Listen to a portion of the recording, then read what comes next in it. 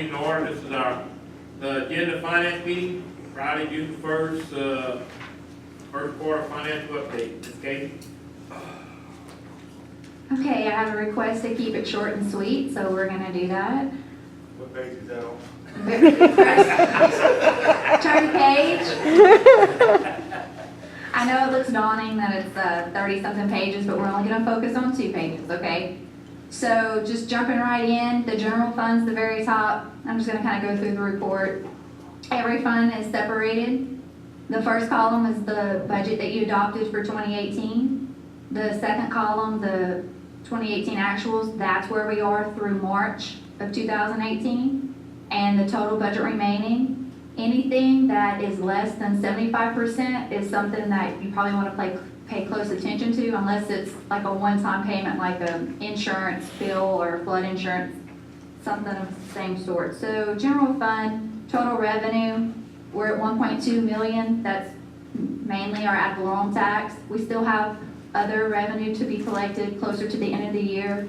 We collect occupational taxes a little bit every month, and then we have a severance tax that we usually collect at the end of the year. So that number is gonna go up significantly. So as of right now, our balance, cash balance is 13.7 million in the general fund. You wanna skip down to road and bridge? We are at 71% total expenditures. We're pretty much right on target for what our budget is. Courthouse and jail, same thing. We have a large expenditure item that's mixed in there that makes it 1 million. Most of that is FEMA de-obligations, which we'll get into on the next page. And so if you want to just kind of skim through the rest of it, I'll give you a few minutes. All the fire districts on page 2, and rounding out the report is the Cameron Parish Tourist Development District.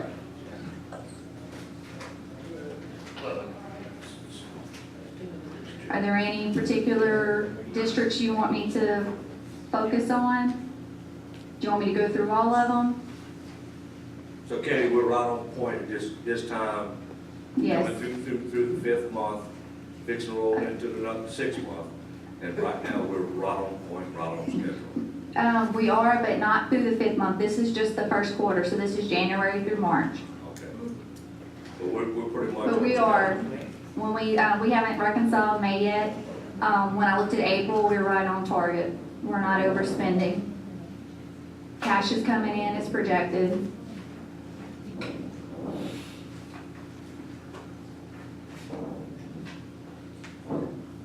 If you want to see the behind the tab of your book, that's where all the detailed reports are. If you want to look at any particular one by a line item, that's for you to take home and absorb if you want to, or give it back to me to recycle, please. Yes, it's a lot. If you really want to look and see what everyone's spending their money on. Can we go to the port, Katie? The port, yes. So that's page 5. Yes. The first little section is the CEA appropriation. We don't go by a calendar year because of the CEA. It was executed May 1st. So our fiscal year, when we look at the appropriation, is May 1st through 4/30. They came in under budget. We appropriate $271,000 a year, and we only had to appropriate $268,000 for last year. We're in our 3rd year now. I was talking to Ms. Tooney earlier. This bottom section, the 2017 port financials, those are her reports from January 1, 2017 through December 2017. They closed the year with $350,000 in their account. But right now, the revenue's coming in from Cheniere and all the exports that's going on. Yes, sir. They should be just about on their own and sustained. I think that's exactly what Ms. Tooney and I were looking at. They're expecting $200,000, and if you want to see her report yourself, right behind the white tab, that's what their financials are that they submitted to me last month. So it shows their cash. Cheniere last year In 2017, actually, they collected 186,000. This year, they're projecting 210,000. And they're confident that they'll see those numbers, maybe even more. And Jenny, do you want to address them about camera fishery or anything? The only thing, county fisheries, we always put the money in the budget, like we're gonna get it. But until they actually up and running, the only thing we get is the lease money that pay the Henrys. The port won't get its share until they actually like up and running. But we always add it to our budget. The simple fact that if we do get it in that year, if not, we just adjust it. Based off of their report that they submitted and our annual allocation, they need conservatively about $400,000 a year to operate on. And so they're gonna get half of that from Cheniere, and so they'll just have to close the $200,000 gap between Cameron Fisheries and any other revenue sources they identified. And that's very conservative. They probably could operate off of a lot less, more like 350. Yeah.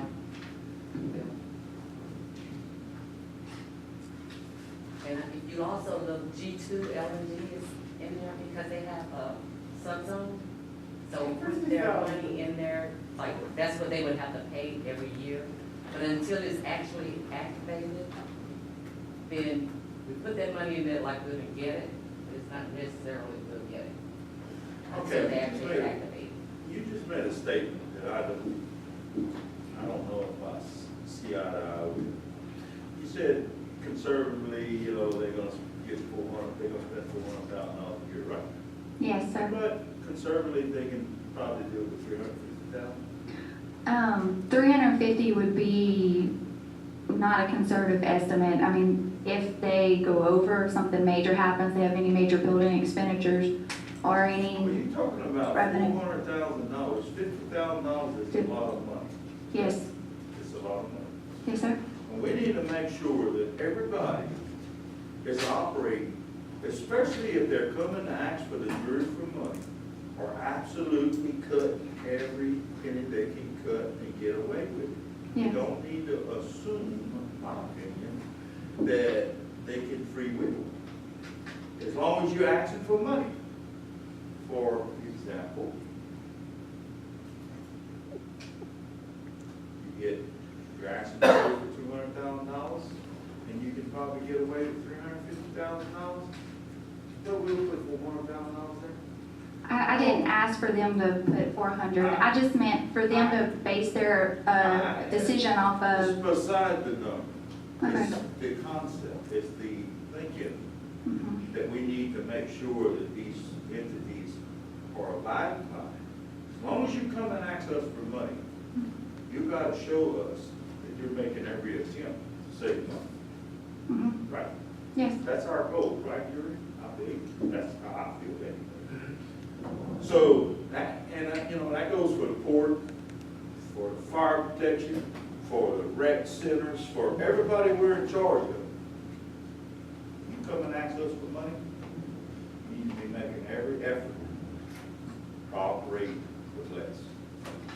and I apologize. I might have not said. Maybe I took it wrong. Maybe I didn't articulate what I was really trying to say. I just meant from the port's perspective, they should be comfortable With- making a decision for $400,000. If they know they can get $400,000 a year, then they should be comfortable enough to get away from the police jury in the CEA and know that they can make it. That's the only thing I meant by that comment. That's all I was talking about. I just want to make sure that we as staff and as. Yes, you're 100% correct. I We need to agree. make sure that everybody is on the same page. Yes. because, We Yes. want to help and get anybody out of minds that they're in.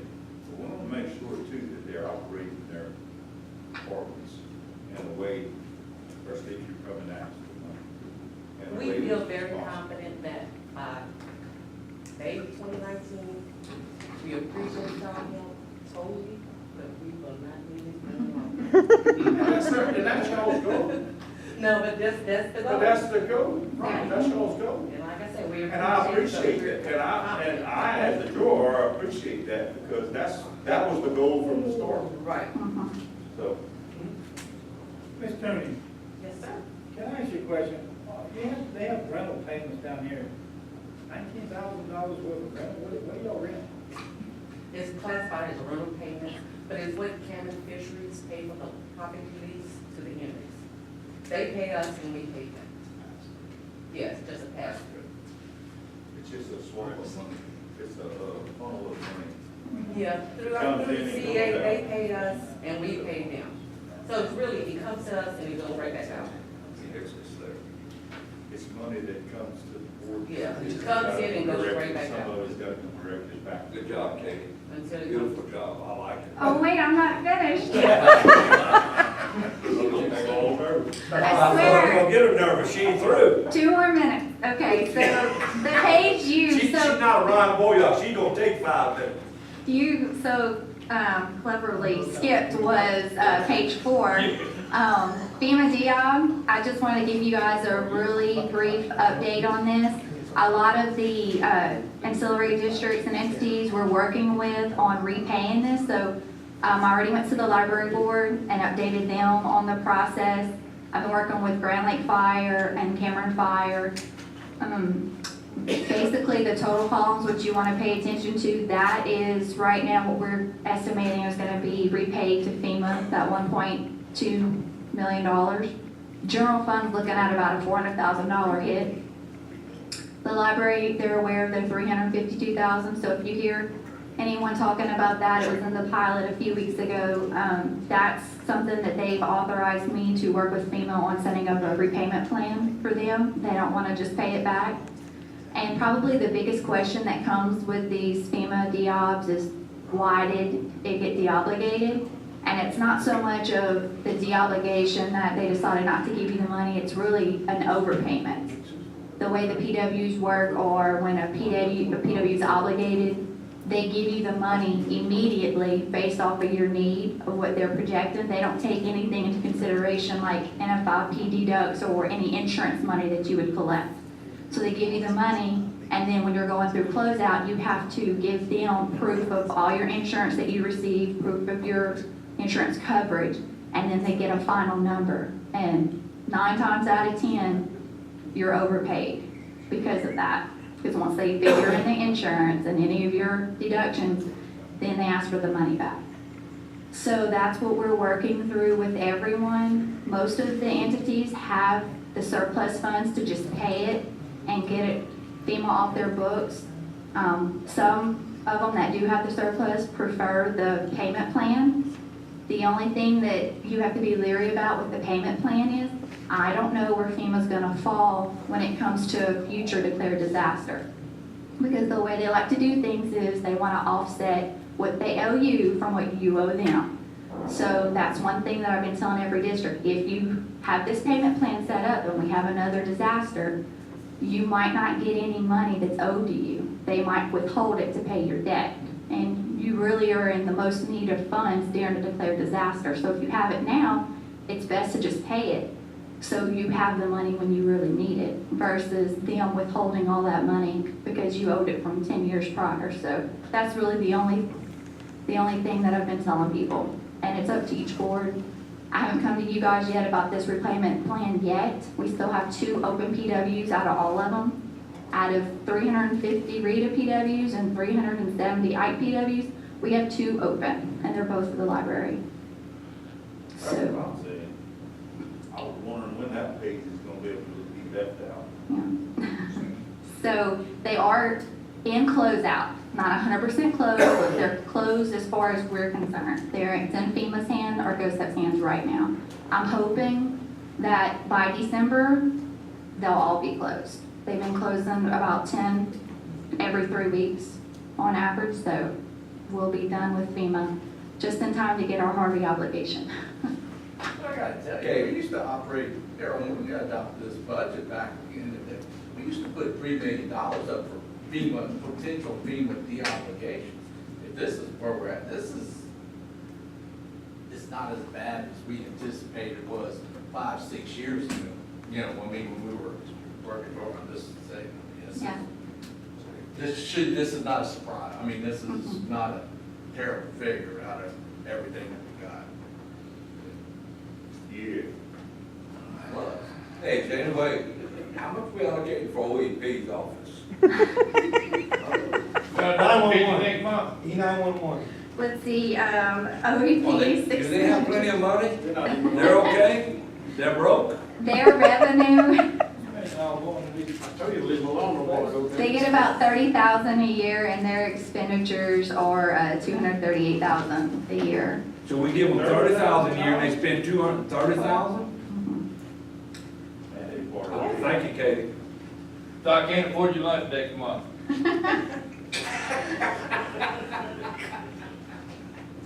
Are there any other questions before I bring up one final thing? One more thing. Do you have any questions?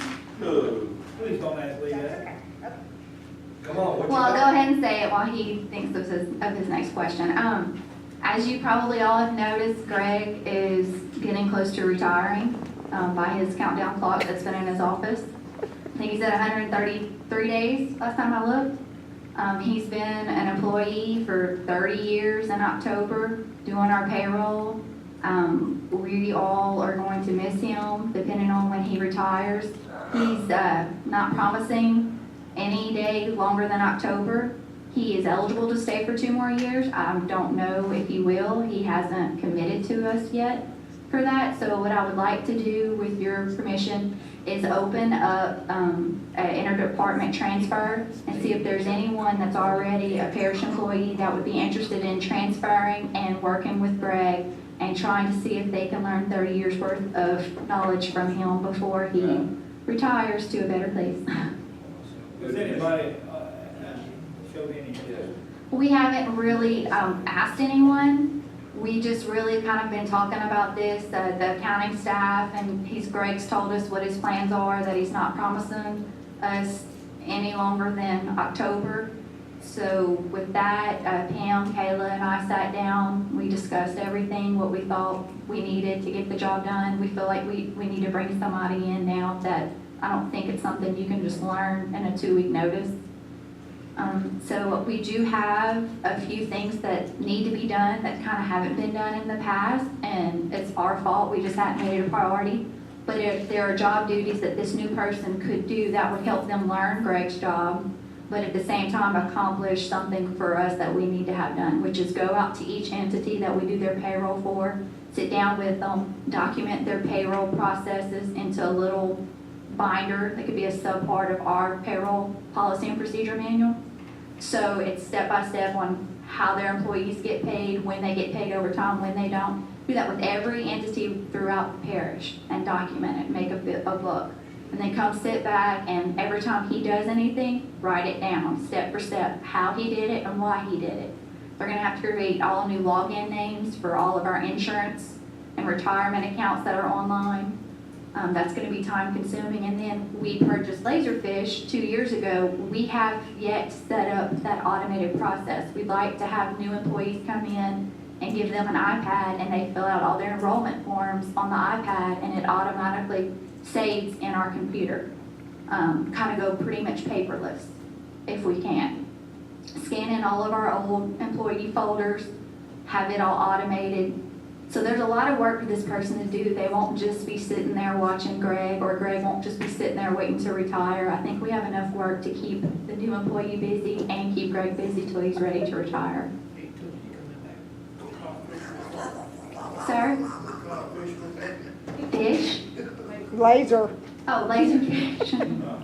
It's software. So you gonna put Danny in that position? No, Tootie coming back. Who's coming back? Tootie Um, coming I back. need to check with Susan. maybe just send out a mass email to everyone, or just put and open up like a 1 or 2 week period for anyone who's currently on staff that's interested to submit a resume, and we'll go through them and see if we could find someone that's already on staff that's willing to take on this task and capable. We already have our pay steps involved, so it's not changing anything. It's just classing them, and everything should work itself out in the end once he retires.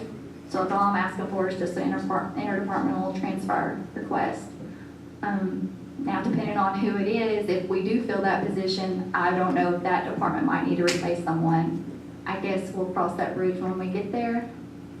And if there's no interest, then I might come back and ask to open it up and advertise for a new position. Sounds good to me. Go on top of it, kid. Emily, you interested? I could add some on The only thing I haven't done is payroll. I've been here a long time, but no, I'm sorry. You probably could do payroll too, I don't think so. with all your experience. Okay, well, that's all I have, guys. I think I went Anybody got any questions? 20 minutes. Very good. Ryan, Darrell, Don't let Ryan talk no more. everybody good? Brian looks real good. All right,